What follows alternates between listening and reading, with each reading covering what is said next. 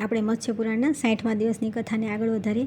કૃષ્ણાજીન, તમે કૃષ્ણ સ્વરૂપધારી દેવતા છો, તમને નમસ્કાર છે. સુવર્ણદાન તથા તમારા દાનથી જેના સમસ્ત પાપ નષ્ટ થઈ ગયા છે એવા મારા પર તમે પ્રસન્ન થઈ જાઓ. કૃષ્ણાજીન, તમે 33 દેવતાઓના આધાર સ્વરૂપ છો અને સાક્ષાત મૂર્તિમાન શ્રી કૃષ્ણ છો, તમને પ્રણામ છે. પુનઃ વૃષભધ્વજ શંકર, મારા પર પ્રસન્ન થઈ જાય. આ ભાવનાથી સુવર્ણમય નાભીવાળા મૃગચર્મનું દાન કરવું જોઈએ. જે શ્યામવર્ણ કૃષ્ણકંઠ તથા કૃષ્ણચર્મ ધારણ કરનારા દેવતા છે તે બધા આપના દાનથી પાપશૂન્ય થયેલા મારા પર પ્રસન્ન થાવ. રાજન, ઉપરોક્ત વિધિથી કૃષ્ણ ચર્મનું દાન આપ્યા પછી તે દાન લેનાર બ્રાહ્મણનો સ્પર્શ કરો નહીં, કેમ કે તે ચિતાના ખૂટા જેવો થઈ જાય છે અને તેનો શ્રાદ્ધ અને દાનના સમયે દૂરથી પરિત્યાગ કરી દેવો જોઈએ. તે બ્રાહ્મણને પોતાના ઘરેથી વિદાય કરીને પછી મંગળ સ્નાન કરવાનું વિધાન છે. રાજેન્દ્ર, ત્યાર પછી આચાર્ય ચંપકની શાખાથી યુક્ત જળપૂર્ણ કળશના જળથી દાતાના મસ્તક પર અપાયસ્વ, સમુદ્ર, જ્યેષ્ઠા વગેરે 16 ઋચાઓથી અભિષેચન કરે ત્યારે તે 2 વસ્ત્રો પહેરીને આચમન કરીને પવિત્ર થાય છે. પુનઃ તે વસ્ત્રને કળશમાં નાખીને તેને 4 રસ્તા પર ફેંકી દેવું. ત્યાર પછી દેવતાઓની પ્રદક્ષિણા કરીને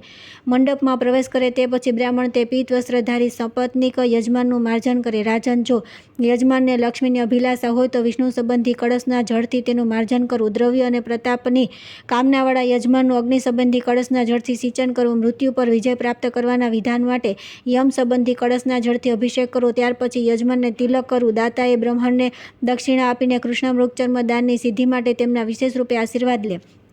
નૃપતિ શ્રેષ્ઠ, આ પ્રમાણે કરવાથી જે સંતુષ્ટિ પ્રાપ્ત થાય છે તેનું વર્ણન કરવાની શક્તિ જો કે દેવતાઓમાં પણ નથી. તેમ છતાં હું સંક્ષેપમાં કહું છું, સાંભળો. તે દાતા નિશ્ચિત રૂપે સમગ્ર પૃથ્વીના દાનનું ફળ પ્રાપ્ત કરે છે, સ્વર્ગલોકને જીતી લે છે, પક્ષીની જેમ સર્વત્ર વિચરણ કરે છે, મહાપ્રલય કાળ પર્યંત નિઃસંદેહ સ્વર્ગલોકમાં સ્થિત રહે છે, પિતા પુત્રનું મૃત્યુ અને પત્નીના વિયોગને જોતો નથી, તેને મૃત્યુલોકમાં ક્યાંય પણ ધન અને દેશના પરિત્યાગનો પ્રસંગ આવતો નથી. જે મનુષ્ય એકાગ્રચિત્તે કુલીન બ્રાહ્મણને શ્રીકૃષ્ણની પ્રિય વસ્તુ કૃષ્ણ મૃગચર્મનું દાન કરે છે તે કદી મૃત્યુની ચિંતાથી શોકગ્રસ્ત થતો નથી અને પોતાના મનને અનુકૂળ સર્વ ફળ પ્રાપ્ત કરે છે. ત્યાર પછી આવે છે 207મો અધ્યાય. ઉત્સર્ગ કરવામાં આવતા વૃષના લક્ષણ, વૃષોત્સર્ગનું વિધાન અને તેનું મહત્વ. મનુજીએ કહ્યું કે ભગવાન, હવે હું ઉત્સર્ગ કરવામાં આવતા વૃષભના લક્ષણો, વૃષોદ્ગર્ષની વિધિ અને વૃષોદ્ગર્ષથી પ્રાપ્ત થનારા મહાન પુણ્ય ફળને સાંભળવા ચાહું છું. મત્સ્ય ભગવાન બોલ્યા કે રાજન, સર્વપ્રથમ ધેનુની પરીક્ષા કરવી જોઈએ. જે સુશીલા, ગુણવતી, અવિકૃત અંગોવાળી, તંદુરસ્ત, જેના વાછડા જીવતા હોય, રોગરહિત, મનોહર અંગોવાળી, ચીકણી ખરીઓવાળી, ચીકણા શિંગડાવાળી, સદ્રશ્ય, સીધી સાદી, ન વધારે ઊંચી ન વધારે નીચી, અર્થાત મધ્યમ કદવાળી, ચંચળ ભમરીવાળી, વિશેષતઃ જમણી બાજુની ભમરીઓ જમણી બાજુ અને ડાબી બાજુની ડાબી બાજુ હોય, પહોળી જાંઘોવાળી, મુલાયમ તથા બેઠેલા, લાલ હોઠવાળી, લાલ ગળાથી સુશોભિત, કાળી અને લાંબી ન હોય એવી લાલ જીભવાળી, અશ્રુરહિત, નિર્મળ નેત્રોવાળી, સુદૃઢ અને ચોટેલા ખુરોવાળી, વૈદુર્ય, મધ અને જળના પરપોટા જેવા રંગોવાળી, લાલ ચીકણા નેત્ર અને લાલ આંખની પૂંછડીવાળી, 21 દાંત અને શ્યામ વર્ણના તળાવથી સંપન્ન હોય, જેના 6 સ્થાન ઊંચા, 5 સ્થાન સમાન, મસ્તક, ગરદન અને 8 સ્થાન વિસ્તૃત તથા બગલ અને ઉરુ સ્થાન સુંદર હોય, તે ગાય શુભ લક્ષણોથી યુક્ત માનવામાં આવે છે. મનુએ પૂછ્યું કે ભગવાન, આપે જે બતલાવ્યું છે ગાયોના 6 સ્થાન ઉન્નત, 5 સ્થાન સમ તથા 8 સ્થાન વિસ્તૃત હોવા જોઈએ, તે શુભદાયક સ્થાન ક્યાં ક્યાં છે? મત્સ્ય ભગવાને કહ્યું કે પૃથ્વી પર તે છાતી, પીઠ, માથું, બંને કુક તથા કમર, આ 6 ઉન્નત સ્થાનોવાળી ધેનુઓને જાણકારો શ્રેષ્ઠ માને છે. સૂર્યપુત્ર, બંને કાન, બંને આંખો તથા લલાટ, આ 5 સ્થાન સમ હોવા જોઈએ. પૂંછ, ગલકંભ, બંને સખ્તીઓ અને 4 સ્તન, આ 8 તથા શિર અને ગરદન, આ બેની સાથે 10 સ્થાન વિસ્તૃત હોય તે શ્રેષ્ઠ માનવામાં આવે છે. રાજન, આવી સર્વલક્ષણ સંપન્ન ધેનુના શુભ લક્ષણોથી યુક્ત વાછડાની પણ પરીક્ષા કરવી જોઈએ. જેનો કંધ અને ખૂંધ ઊંચી હોય, કમર અને ખભા વિશાળ હોય અને ચમકદાર નેત્ર હોય, પૂંછ લાંબી અને ભરાવદાર હોય, તીક્ષ્ણ અગ્રભાગવાળા 9 યા 18 સુંદર દાંત હોય, મોગરાના ફૂલ જેવી શ્વેત આંખો હોય, આવા વૃષભનો ઉત્સર્ગ કરવો જોઈએ. આવો વૃષભ ઘરમાં રહે તો પણ ધન ધાન્યની વૃદ્ધિ થાય છે.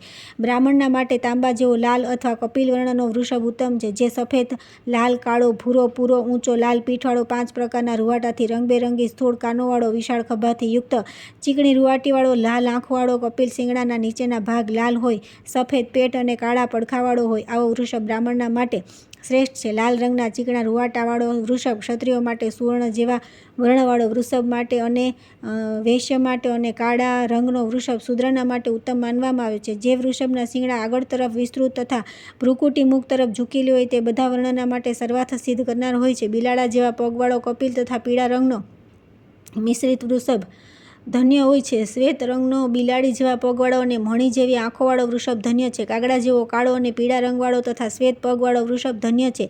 જેના બધા પગ અથવા બે પગ શ્વેત વર્ણના હોય અને જેનો પીળો રંગ અથવા તેતર જેવો હોય તે પણ ધન્ય છે. જે વૃષભનું મુખ કાન સુધી શ્વેત દેખાતું હોય અથવા ખાસ કરીને તે લાલ વર્ણનું હોય તેને નંદીમુખ જાણવો જોઈએ. જે વૃષભનું પેટ તથા પીઠ શ્વેત હોય તે સુમદ્રાક્ષ વૃષભ કહેવામાં આવે છે. તે સદાકુળની વૃદ્ધિ કરનાર હોય છે. જે વૃક્ષ મલ્લિકાના ફૂલ જેવા રંગબેરંગી રંગનો હોય તે ધન્ય છે. જે કમળમંડળ જેવો રંગબેરંગી હોય તથા અળસીના ફૂલ જેવા નીલા રંગનો હોય તે ધન્ય છે. રાજન, આ બધા ઉત્તમ લક્ષણોવાળો વૃષભ છે. હવે હું તમને અશુભ લક્ષણવાળા વૃષભ વિશે કહું છું. જેનું તાળું કાળું હોય, હોઠ અને મુખ કાળા હોય, રૂખા શીંગડા અને ખરીઓવાળો અસ્પષ્ટ રંગવાળો ઠીંગણો તથા વાઘ તથા સિંહ જેવો ભયાનક, કાગડા અને ગીધ જેવા રંગનો અથવા ઉંદર જેવા કલ્પાય મંદ સ્વભાવનો, કાળો, લંગડો, નીચી ઊંચી આંખોવાળો, પગમાં શ્વેત રંગવાળો, ચંચળ નેત્રવાળો હોય. આથા વૃષભનો ન તો ઉત્સર્ગ કરવો જોઈએ, ન તેને પોતાના ઘરમાં પણ રાખવો જોઈએ.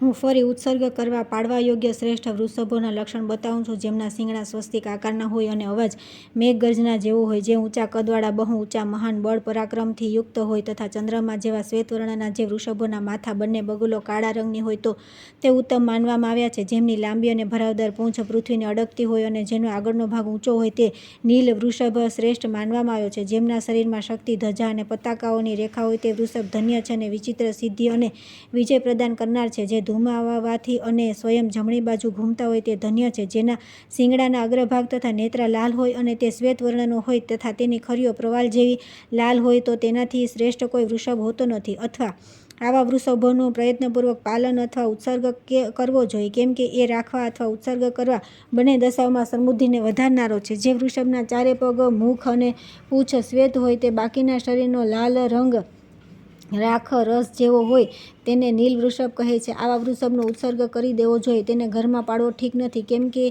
આવા વૃષભને માટે લોકમાં એવી જૂની વાત પ્રચલિત છે કે વધારે પુત્રોની કામના કરવી જોઈએ, કેમ કે તેમનાથી કોઈ એક તો ગાય યાત્રા કરશે, આ ગૌરી કન્યાનું દાન કરશે અથવા નીલા વૃષભનો ઉત્સર્ગ કરશે. રાજન, આવા લક્ષણોવાળો વૃષભ ભલે ઘરમાં ઉત્પન્ન થયો હોય યા ખરીદે કરેલો હોય, ઉત્સર્ગ કરીને મહાત્મા પુરુષ કદી મૃત્યુના ભયથી શોકગ્રસ્ત થતો નથી. તેને મોક્ષ પ્રાપ્તિ થઈ જાય છે. ત્યાર પછી આવે છે 208મો અધ્યાય, સાવિત્રી અને સત્યવાનનું ચરિત્ર. સૂતજી કહે છે કે ઋષિઓ ત્યાર પછી અપાર તેજસ્વી રાજા મનુએ ભગવાન મત્સ્ય અને પતિવ્રતા સ્ત્રીઓના મહાત્મય તથા તે સંબંધી કથાના વિષયમાં પ્રશ્ન કર્યો.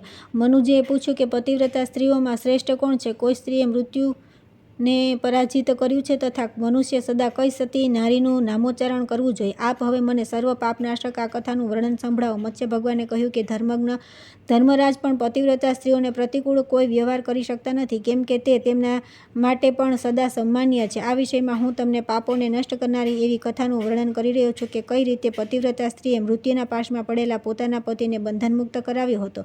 પ્રાચીન સમયમાં મદ્ર દેશમાં શાક્લવંશી અશ્વપતિ નામક એક રાજા હતા. તેમને કોઈ પુત્ર ન હતો. ત્યારે બ્રાહ્મણોના કહેવાથી તેઓ પુત્રની કામનાથી સર્વ કામનાઓને પૂર્ણ કરનારી સાવિત્રીની આરાધના કરવા લાગ્યા. તેઓ દરરોજ સેંકડો બ્રાહ્મણોના સાથે સાવિત્રી દેવીની પ્રસન્નતા માટે સફેદ સરસવનો હોમ કરતા હતા.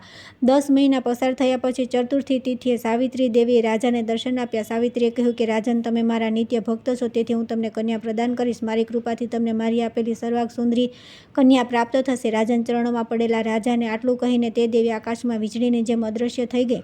નરેશ તે રાજાની માલતી નામની પતિવ્રતા પત્ની હતી. યથાસમયે તેણે સાવિત્રી સમાન રૂપવાળી એક કન્યાને જન્મ આપ્યો. ત્યારે રાજાએ બ્રાહ્મણોને કહ્યું કે તપ દ્વારા આહ્વાન કરવાથી સાવિત્રી મને આ કન્યા આપી છે તથા આ સાવિત્રી જેવા રૂપવાળી છે, તેથી આનું નામ સાવિત્રી થશે. નૃપ શ્રેષ્ઠ, ત્યારે તે બ્રાહ્મણોએ તે કન્યાનું નામ સાવિત્રી રાખી દીધું. સમયાનુસાર સાવિત્રી યુવતી થઈ ત્યારે તે પિતાએ તેનું સત્યવાન સાથે વાગ્દાન કરી દીધું. તે દરમિયાન નારદજીએ તે તેજસ્વી રાજાને કહ્યું કે તે રાજકુમારનું આયુષ્ય 1 વર્ષમાં સમાપ્ત થઈ જશે. નારદજીની વાત સાંભળીને જો કે રાજાના મનમાં ચિંતા તો થઈ, પરંતુ એવું વિચારીને કે કન્યાદાન એકવાર જ કરાય છે, તેમણે પોતાની કન્યા સાવિત્રીને ધુમ્મતસેનના સુંદર પુત્ર સત્યવાનને પ્રદાન કરી દીધી. સાવિત્રી પણ પતિને પ્રાપ્ત કરીને પોતાના ભવનમાં નારદજીની અશુભ વાણીથી સાંભળીને દુઃખિત મનથી કાળ વ્યતીત કરવા લાગી. સાવિત્રી સાસુ સસરા અને પતિદેવની બહુ સેવા કરતી હતી, પરંતુ ધુમ્મતસેન પોતાના રાજ્યથી ચ્યુત થઈ ગયા. ગયા હતા.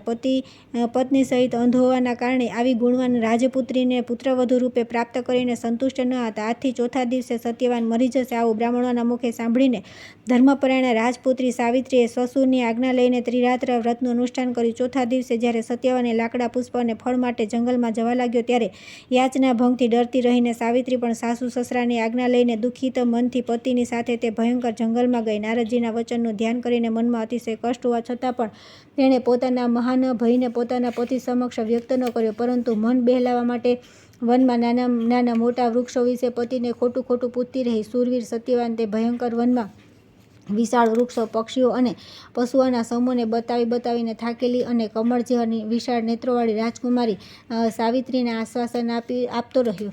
ત્યાર પછી આવે છે 209મો અધ્યાય. સત્યવાને સાવિત્રીને વનની શોભા દેખાડવી. સત્યવાને કહ્યું કે વિશાળ નેત્રવાળી સાવિત્રી લીલા ઘાસથી ભરપૂર આ વન, વસંતમાં રતિની વૃદ્ધિ કરનાર તથા નેત્ર તથા નાસિકાને સુખ પ્રદાન કરનાર આ મનોહર આંબાના વૃક્ષોને જુઓ. આ વનમાંથી ફૂલોથી ભરપૂર આ લાલ અશોક વૃક્ષને જોઈને પણ એવું લાગે છે કે જાણે આ વસંત મારો જ પરિહાસ કરે છે. જમણી બાજુ દક્ષિણ દિશામાં પ્રજ્વલિત અગ્નિ જેવી કાંતિવાળા ફૂલોથી છવાયેલા ખાખરાના વૃક્ષોથી યુક્ત આ સુંદર વનને જુઓ. સુગંધિત પુષ્પોની સુગંધથી યુક્ત વનની હારમાળામાંથી આવતો વાયુ ઉદારપૂર્વક આપણા થાકને મિટાવી રહ્યો છે. વિશાળ લોચને આ બાજુ ખીલેલા કરેણના પુષ્પોથી યુક્ત સ્વર્ણિમ શોભાવાળી વનોની હારમાળા દેખાઈ રહી છે. સુંદરી ઘાસના કારણે વનનો રસ્તો દેખાતો નથી. અતિશય પુષ્પોથી વિભૂષિત થયેલી આ પૃથ્વી કેટલી સુંદર લાગે છે. મદથી ઉન્મત્ત થયેલા ભ્રમરોના ટાળાની ગુંજારથી એવું લાગે છે કે જાણે કામદેવ અહીંથી જનારા પથિકોને મારવા માટે ધનુષની પ્રત્યંચા ખેંચી રહ્યા છે. અનેક પ્રકારના ફળોના સ્વાદને જાણનારી કોયલના સ્વરથી ગુંજતી અને સુંદર તિલક વૃક્ષોથી સુશોભિત આ વનસ્થલી તમારા જેવી સુંદર લાગી રહી છે. આંબાની ઊંચી ડાળ પર બેઠેલી કોયલ પોતાના કર્ણપ્રિય ટહુકાથી પોતાનો પરિચય આપી રહી હતી. કામી ભ્રમરો વનમાં આમ તેમ ઉડી રહ્યા છે. વનમાં કાગડો અને પુષ્પો હોવા છતાં પણ પોતાની પ્રિયતમાની ચાંચના અગ્રભાગથી ખંડિત થયેલી આમ્રમંજરીનો સ્વાદ લઈ રહ્યા છે. કાગડો વૃક્ષના અગ્રભાગ પર બેસીને પાંખોથી બચ્ચાને છુપાવીને બેઠેલી પોતાની પ્રસૂતા પત્નીને ચાંચના અગ્રભાગથી આનંદ આપી રહ્યો છે. પોતાની પત્નીની સાથે કામદેવથી હારીને તરુણ તેતર નીચેના ભૂભાગ પર બેસીને આહાર પણ કરતો નથી. ગૌરૈયા પોતાની પ્રિયાની ગોદમાં બેસીને વારંવાર રમણ કરતો રહીને કામીજનોને ઉત્કંઠિત કરી રહ્યો છે. પોતાની પ્રિયા સાથે વૃક્ષની ડાળ પર બેઠેલો સુખ પંજાથી ડાળને ખેંચી રહ્યો છે. પર્વતની કંદરા બેઠેલા વાઘ દંપતીને જુઓ, જેમના નેત્રોથી કાંતિની ગુફા ભીન જેવી દેખાય છે. આ ગેંડો પોતાની પ્રિયાને જીભથી વારંવાર ચાટી રહ્યો છે અને પોતાની તે પ્રિયા દ્વારા ચાટવાથી આનંદનો અનુભવ કરી રહ્યો છે. તે વાંદરી પોતાના ખોળામાં માથું મૂકીને ગાઢ નિંદ્રામાં સૂઈ રહેલા પતિને જોવાના જંતુઓને કાઢી સુખ આપી રહી છે. તે બિલાડો જમીન પર સૂઈને પેટ દેખાડતી પોતાની પ્રિયતમાને નખ અને દાંતોથી બચકા ભરતો દેખાય છે, પરંતુ વાસ્તવમાં તો તેને પીડા આપતો નથી. આ સસલું અને તેની પત્ની બંને પીડિત થઈને પોતાના પગને શરીરમાં છુપાવીને સૂઈ રહ્યા છે. પ્રિય કર્માત હાથી કમળયુક્ત સરોવરમાં સ્નાન કરીને કમળની દાંડીઓના ગ્રાસોથી પ્રિયને સંતુષ્ટ કરી રહ્યો છે. પાછળ ચાલનારા પોતાના બચ્ચાઓથી ઘેરાયેલી ડુકરી પ્રિયતમના માર્ગ પર ચાલતા પ્રિયતમ દ્વારા ઉખાડેલા નાગરમોથાને ખાઈ જતી રહી છે. આ વનમાં દ્રઢ અંગોવાળો અને શરીર પર કીચડવાળો કામાર્ત મહિષ ભાગી રહેલી પ્રિયાની પાછળ દોડી રહ્યો છે. સુંદરી પોતાની પ્રિયા સાથે આ મૃગને જુઓ, જે કુતૂહલવશ મને મનોહર કટાક્ષથી જોઈ રહ્યો છે. જુઓ તો તે મૃગી સ્નેહ તરબોળ થઈને પોતાના શિંગડાના અગ્રભાગથી પ્રિયતમને ધકેલતી રહીને પાછળના પગથી મુખને ખંજવાળતી રહી છે. અરે તે શ્વેત ચમરી ગાયને જુઓ, જે ચમરની પાછળ જઈ રહી છે. તડકામાં બેઠેલા તે નીલગાયને જુઓ, જે પોતાની પ્રિયા સાથે આનંદપૂર્વક કંઈક ચાવી રહ્યો છે અને ખંત પર બેઠેલા કાગડાને ભગાડી રહ્યો છે. પ્રિયાની સાથે તે બકરાને જુઓ કે જે ફળ ખાવાની ઈચ્છાથી વૃક્ષની મોટી ડાળ પર આગલા બે પગ મૂકીને ઊભો છે. સરોવરમાં વિચરણ કરતા હંસડી સાથે તે અત્યંત નિર્મળ હંસને જુએ છે, જે સુપ્રકાશિત ચંદ્રમા જેવો દેખાય છે. સુંદરી ચક્રવાક પોતાની પ્રિયા સાથે કમળોથી સુશોભિત સરોવરમાં પોતાની પ્રિયાને પ્રસન્ન કરી રહ્યો છે. આ પ્રમાણે કહીને સત્યવાને ફરી કહ્યું કે મેં ફળોને એકઠા કરી લીધા છે અને તમે પુષ્પોને એકત્ર કરી લીધા છે, પરંતુ હજી લાકડાનો પ્રબંધ થયો નથી. તેથી હવે હું લાકડા એકત્ર કરીશ. ભામિની, ત્યાં સુધી તમે આ સરોવરના તટ પર વૃક્ષની છાયામાં બેસીને થોડીવાર મારી પ્રતીક્ષા કરીને વિશ્રામ કરો. સાવિત્રી બોલી કે કાન જેવું આપ કહેશો હું તેવું જ કરીશ, પરંતુ આપ મારા નેત્રોથી દૂર ન જાઓ, કેમ કે મને આ ઘોર વનમાં ડર લાગે છે. મત્સ્ય ભગવાને કહ્યું કે રાજન, સાવિત્રીના આ પ્રમાણે કહેવાથી સત્યવાન તે વનમાં રાજપુત્રીની સામે તે સરોવરથી થોડે દૂર લાકડા એકત્ર કરવા લાગ્યો, પરંતુ રાજપુત્રી સત્યવાનને તેટલી દૂર જવાથી પણ મરી ગયા હોય એવું માનવા લાગી. ત્યાર પછી આવે છે 210મો અધ્યાય. યમરાજે સત્યવાનના પ્રાણને બાંધો તથા સાવિત્રી અને યમરાજનો વાર્તાલાપ. મત્સ્ય ભગવાને કહ્યું કે રાજન, લાકડા કાપતા સત્યવાનના મસ્તકમાં પીડા ઉત્પન્ન થઈ ત્યારે તે પીડાથી વ્યાકુળ થઈને પત્નીની પાસે આવીને આ પ્રમાણે કહેવા લાગ્યો, આ પરિશ્રમથી મારા માથામાં બહુ પીડા થઈ રહી છે. એવું લાગે છે કે હું અંધકારમાં પ્રવિષ્ટ થઈ રહ્યો છું. મને સૂઝતું નથી. આ સમયે મારે તમારા ખોળામાં માથું મૂકીને સૂઈ જવું છે. રાજન, રાજપુત્રીને આમ કહીને સત્યવાન તુરત તેના ખોળામાં સૂઈ ગયો. જ્યારે સાવિત્રીના ખોળામાં માથું મૂકીને સૂઈ રહેલા સત્યવાનના નેત્ર મીચાઈ ગયા ત્યારે તે પતિવ્રતા મહાભાગા રાજપુત્રી સાવિત્રીએ તે સ્થાન પર આવેલા સામર્થ્યશાળી સ્વયં રાજધર્મને જોયા. તેમણે નીલા કમળ જેવું શ્યામ વર્ણનું સુંદર પીતાંબર પહેર્યું હતું. તેઓ ચળકતી વીજળીઓથી યુક્ત જળપૂર્ણ વાદળ જેવા દેખાતા હતા અને સૂર્ય સમાન તેજસ્વી મુગટ અને કુંડળોથી સુશોભિત હતા. તેમના વક્ષસ્થળ પર હાર લટકી રહ્યો હતો. તેઓ બાજુબંધથી વિભૂષિત હતા તથા તેમની પાછળ મૃત્યુ સહિત મહાકાળ પણ હતો. ધર્મરાજે તે સ્થાન પર પહોંચીને તે સમયે સત્યવાનના શરીરમાંથી અંગૂઠા જેવડા પુરુષને પાસમાં બાંધીને પોતાને આધીન કરી લીધો અને તેને લઈને શીઘ્રતાપૂર્વક દક્ષિણ દિશા તરફ પ્રસ્થાન કર્યું. ત્યારે આળસ રહિત થઈને સુંદરી સાવિત્રી પતિને પ્રાણરહિત જોઈને ધર્મરાજની પાછળ પાછળ જવા લાગીને ધ્રુજી રહેલા હૃદયથી હાથ જોડીને ધર્મરાજને કહ્યું કે માતાની ભક્તિ આલોક, પિતાની ભક્તિથી મધ્યમ અને લોક ગુરુની શુશ્રૂષાથી બ્રહ્મલોકની પ્રાપ્તિ થાય છે. આ ત્રણેય આદર કરે છે તેણે બધા ધર્મોનું પાલન કરી લીધું છે. જેણે આ ત્રણેયનો આદર ન કર્યો તેને બધા સત્કર્મો નષ્ટ થઈ જાય છે. જ્યાં સુધી આ ત્રણેય જીવિત રહે ત્યાં સુધી કોઈ અન્ય ધર્મના પાલનની જરૂર નથી. તેમના પ્રિય અને સુખના કાર્યોમાં તત્પર રહીને નિત્ય તેમની સેવા કરવી જોઈએ. તેમની આજ્ઞાથી ક્યારેક પરતંત્રતા પણ સ્વીકાર કરવી પડે તો તે બધું મન, વચન, કર્મ દ્વારા તેમણે નિવેદિત કરી દેવું જોઈએ. પુરુષના સંપૂર્ણ કર્મ માતા, પિતા અને ગુરુ આ ત્રણેયમાં સમાપ્ત થઈ જાય છે. યમરાજે કહ્યું કે તમે મારી સાથે જે કામનાને પૂર્ણ કરવા માટે આવી રહી છો તે કામના છોડી દો અને પાછા ચાલ્યા જાઓ. વાસ્તવમાં માતા, પિતા અને ગુરુની સેવાથી વધીને સંસારમાં બીજો ધર્મ નથી. તમારા આ પ્રમાણે મારી પાછળ પાછળ આવવાથી મારા કાર્યમાં વિઘ્ન પડી રહ્યું છે અને તમે પણ થાકી ગઈ છો. તેથી આ સમયે હું તમને આમ કહી રહ્યો છું. ધર્મજ્ઞ તમારો પતિ ખરેખર ગુરુજનોની પૂજામાં પ્રેમ કરનાર છે અને તમે પણ પતિવ્રતા સાધ્વી છો. આ સમયે તમને કષ્ટ થઈ રહ્યું છે તેથી તમે પાછા જાઓ. સાવિત્રી બોલી કે સ્ત્રીઓમાં જ પતિ દેવતા છે, પતિને શરણ આપનાર છે. તેથી સાધ્વી સ્ત્રીઓએ પ્રાણ પ્રતિ પ્રિયતમનું અનુગમન કરવું જોઈએ. પિતા, ભાઈ તથા પુત્ર પરિમિત સંપત્તિ આપવાવાળા છે પરંતુ પતિ અપરિમિત સંપત્તિનો દાતા છે. ભલા આવા પતિની કોઈ સ્ત્રી પૂજા નહીં કરે. સુરોત્તમ, આપ મારા પતિને જ્યાં લઈ જઈ રહ્યા છો ત્યાં મારે પણ યથાશક્તિ જવું જોઈએ. દેવ, મારા પ્રાણપતિને લઈને જઈ રહેલા આપની પાછળ ચાલવામાં જો હું સમર્થ ન થઈ શકતી હોય તો પ્રાણનો ત્યાગ કરી દઈશ. જો કોઈ મનસ્વીની સ્ત્રી વૈધવ્ય ધર્મથી દૂષિત થઈને મુહૂર્તભર જીવિત રહે તો તે બધા આભૂષણોથી અલંકૃત હોવા છતાં પણ ભાગ્યહીન છે. યમે કહ્યું કે મહાભાગ્યશાળીની પતિવ્રતે હું તમારા પર પ્રસન્ન છું. તેથી શુભે સત્યવાનના પ્રાણોને છોડીને કોઈ પણ વરદાન માગી લો, વિલંબ ન કરો. સાવિત્રી બોલી કે ધર્મજ્ઞ જે રાજ્યથી ચ્યુત થઈને ગયા છે અને જેમની આંખો નષ્ટ થઈ ગઈ છે એવા મારા મહાત્મા સસુર ને રાજ્ય અને નેત્રથી સંયુક્ત કરી દો. યમરાજે કહ્યું કે ભદ્રે, તમે બહુ દૂર સુધી આવી ગઈ છો તેથી હવે પછી જાઓ. તમારી આ બધી અભિલાષા પૂર્ણ થઈ જશે. તમારા મારી પાછળ ચાલવાથી મારા કામમાં વિઘ્ન પડશે અને તમે પણ થાકી જશો. તેથી આ સમયે હું તમને આમ કહી રહ્યો છું. ત્યાર પછી આવે છે 211મો અધ્યાય, સાવિત્રી અને યમરાજની બીજા વરદાનની પ્રાપ્તિ. સાવિત્રીએ કહ્યું કે દેવશ્રેષ્ઠ સત્પુરુષોની સાથે સમાગમ થાય એમાં પરિશ્રમ કેવો અને દુઃખ કેવું. આપ જેવા મહાનુભાવ સમીપમાં મને કોઈ પણ પ્રકારનો સંકોચ નથી. ભલે સાધુ પ્રકૃતિના હોય કે અસાધુ પ્રકૃતિના, બધા નિર્વાહક સદા સત્પુરુષ જ હોય છે. પરંતુ અસત્ય પુરુષ ન તો સજ્જનોના કામ આવી શકે છે, ન અસત્પુરુષોના પણ, અને સ્વયં પોતાનું કલ્યાણ પણ કરી શકે છે. વિષ, અગ્નિ, સર્પ તથા શસ્ત્રથી લોકોને એટલો બધો ભય હોતો નથી જેટલો અકારણ જગતથી વેર કરનાર દુષ્ટોને હોય છે. જેમ સત્પુરુષ પોતાના પ્રાણોનું વિસર્જન કરીને પણ પરોપકાર કરે છે તે પ્રમાણે દુર્જન પણ પોતાના પ્રાણોનો પરિત્યાગ કરીને પણ બીજાને કષ્ટ આપવા તત્પર રહે છે. જે પરલોકની પ્રાપ્તિ માટે સત્પુરુષ પોતાના પ્રાણોને પણ તૃણવત ત્યાગી દે છે તે જ પરલોકની પરાઈ હાનિમાં નિરત રહેવાવાળા દુર્જન જરા પણ ચિંતા કરતા નથી. સ્વયં જગતગુરુ બ્રહ્માએ બધા પ્રાણી સમૂહોમાં અસત પ્રાણીઓના નિગ્રહના માટે રાજાને નિયુક્ત કર્યા છે. રાજા સર્વદા પુરુષોની પરીક્ષા કરે છે. સજ્જન છે તેમને આદર કરે છે અને દુષ્ટોને દંડ આપે છે. જે આમ કરે છે તે બધા લોક વિજેતા રાજાઓમાં શ્રેષ્ઠ છે. સત્પુરુષોને સન્માન આપવા તથા દુષ્ટોને નિગ્રહ કરવાના કારણે જ તે રાજા છે. સ્વર્ગ પ્રાપ્તિની ઈચ્છા કરવાવાળા રાજાએ આ બંને કાર્યોનું પાલન કરવું જોઈએ. રાજાઓને માટે સત્પુરુષોનું પરિપાલન તથા દુષ્ટોનું નિયમન સિવાય બીજો કોઈ રાજધર્મ સંસારમાં નથી. તે રાજાઓ દ્વારા પણ જો દુષ્ટોનો નિગ્રહ થતો નથી તેવા દુર્જનોના શોષક આપ છો. તેથી આપ મને બધા દેવતાઓથી અધિક મહત્વશાળી દેવતા પ્રતીત થાવ છો. આ જગત સત્પુરુષો દ્વારા ધારણ કરવામાં આવે છે તથા આપ તે સત્પુરુષોના અગ્રણી છો, તેથી દેવ આપની પાછળ ચાલવામાં મને જરાય ક્લેશ નથી.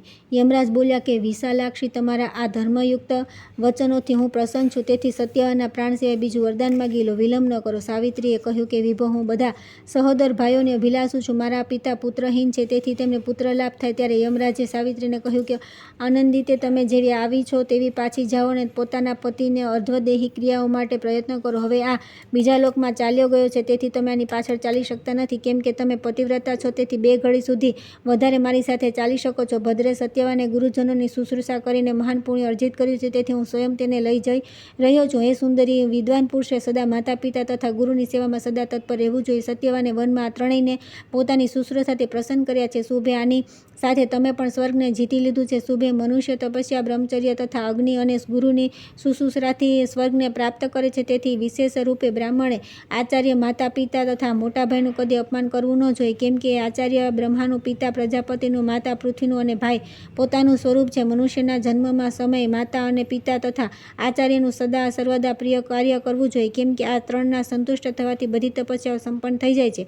આ ત્રણની શુશ્રૂષાને પરમ તપસ્યા કહેવામાં આવી છે. તેથી તેમની આજ્ઞા વિના કોઈ અન્ય ધર્મનું આચરણ કરવું નહીં. તેઓ 3 લોક છે, તેઓ 3 આશ્રમ છે, તેઓ 3 વેદ છે તથા 3 અગ્નિઓ પણ તે જ છે. પિતા ગાર્હપત્યગ્નિ, માતા દક્ષિણાગ્નિ તથા ગુરુ આહ્યગ્નિ છે. આ 3 અગ્નિઓ સર્વશ્રેષ્ઠ છે. જે ગૃહસ્થ આ ત્રણેયની સેવામાં કદી અસાવધાની કરતો નથી, તે 3 લોકને જીતી લે છે અને પોતે સ્વર્ગમાં આનંદનો અનુભવ કરે છે. ભદ્રે, તમારું કામ પૂરું થઈ ગયું. હવે તમે પાછા ફરો. તમારા દ્વારા કહેલી તે બધી વાતો પૂર્ણ થશે. આ પ્રમાણે મારી પાછળ આવવાથી મારા કાર્યમાં વિઘ્ન પડે છે અને તમને પણ કષ્ટ થઈ રહ્યું છે, તેથી હું તમને આ પ્રમાણે કહી રહ્યો છું. ત્યાર પછી આવે છે 212મો અધ્યાય, યમરાજ સાવિત્રી સંવાદ તથા યમરાજ દ્વારા સાવિત્રીનો ત્રીજા વરદાનની પ્રાપ્તિ. સાવિત્રીએ કહ્યું કે દેવશ્રેષ્ઠ, ધર્મોપાર્જનના કાર્યમાં કેવી ગ્લાનિ અને કેવું કષ્ટ! આપના ચરણમૂળની સેવા જ પરમ ધર્મનું કારણ છે. દેવજ્ઞાની પુરુષે સદા ધર્મોપાર્જન કરવું જોઈએ. કેમ કે તેનો લાભ અન્ય બધા લાભથી વિશેષ મહત્વપૂર્ણ છે. પ્રભો, ધર્મ, અર્થ અને કામ આ ત્રણે એક સાથે સંસારમાં જન્મ લેવાના ફળ છે. કેમ કે ધર્મહીન પુરુષના અર્થ અને કામ વંધ્યાના પુત્રની જેમ નિષ્ફળ છે. ધર્મથી અર્થ અને કામની પ્રાપ્તિ થાય છે અને ધર્મથી જ બંને લોક સિદ્ધ થાય છે. જ્યાં ક્યાંય પણ જનારા પ્રાણીની પાછળ એકમાત્ર ધર્મ જ જાય છે. અન્ય બધી વસ્તુઓ શરીરની સાથે નષ્ટ થઈ જાય છે. પ્રાણી એકલો જ પેદા થાય છે અને એકલો જ મરીને જાય છે. એકમાત્ર ધર્મ તેની પાછળ જાય છે. મિત્ર અને ભાઈબંધુ કોઈ પણ તેની સાથે જઈ શકતો નથી. કાર્યોમાં સફળતા, સૌભાગ્ય અને સૌંદર્ય વગેરે બધું જ ધર્મથી પ્રાપ્ત થાય છે. બ્રહ્મા, ઇન્દ્ર, વિષ્ણુ, શિવ, ચંદ્રમા, યમ, સૂર્ય, અગ્નિ, વાયુ, વરુણ, વસુ, અશ્વિની કુમાર તથા કુબેર વગેરે દેવતાઓના બધા મનોરથો પૂર્ણ કરનાર લોક છે. તે બધાને મનુષ્ય ધર્મ દ્વારા જ પ્રાપ્ત કરે છે. દેવતાઓના નંદન વગેરે જે મુખ્ય ઉદ્યાન છે તે પણ મનુષ્યને પુણ્યથી જ પ્રાપ્ત થાય છે. આ જ પ્રમાણે સ્વર્ગ, વિચિત્ર વિમાન અને સુંદર અપ્સરાઓ પુણ્યથી જ પ્રાપ્ત થાય છે. પુણ્યશાળી મનુષ્યમાં તેજસ્વી પુરુષ પુણ્યનું જ ફળ છે. રાજ્ય પ્રાપ્તિ, રાજાઓ દ્વારા સંપન્ન અભિષ્ટ મનોરથની સિદ્ધિ તથા મુખ્ય સંસ્કાર આ બધા પુણ્યના ફળ છે. દેવાધ્યક્ષ પુણ્યવાન બધા પુરુષના ચામર, સુવર્ણ તથા વેદુર્યોની બનેલી દાંડીવાળા તથા સૂર્ય જેવા તેજોમય હોય છે. પૂર્ણિમાના ચંદ્રમંડળ જેવા કાંતિમાન અને રત્નજડી વસ્ત્રથી સુશોભિત છત્ર મનુષ્યને પુણ્યકર્મથી પ્રાપ્ત થાય છે. વિજયની ઘોષણા કરનારો શંખનાદ તથા માગધ બંદીઓના માંગલિક ધ્વનિ સાથે અભિષેક પાત્ર સહિત શ્રેષ્ઠ સિંહાસન પ્રાપ્ત થવું પુણ્યકર્મનું ફળ છે. સુંદરતા અને ઉદાર ગુણોથી યુક્ત અતિશય મનોહર સ્ત્રીઓ અને ઉચ્ચ મહેલો પર નિવાસ શુભ કર્મીઓને પ્રાપ્ત થાય છે. મસ્તક પર સોનાની ઘંટડીઓથી યુક્ત ચામર ધારણ કરનારા ઘોડા પુણ્યકર્મથી જ મનુષ્યને વહન કરે છે. ચાલી રહેલા પર્વતો જેવા સોનાની આંબરડેથી સુશોભિત હાથીઓની સવારી પુણ્યકર્મના પ્રભાવથી જ પ્રાપ્ત થાય છે. આગળની કથા આવતીકાલે કરીશું.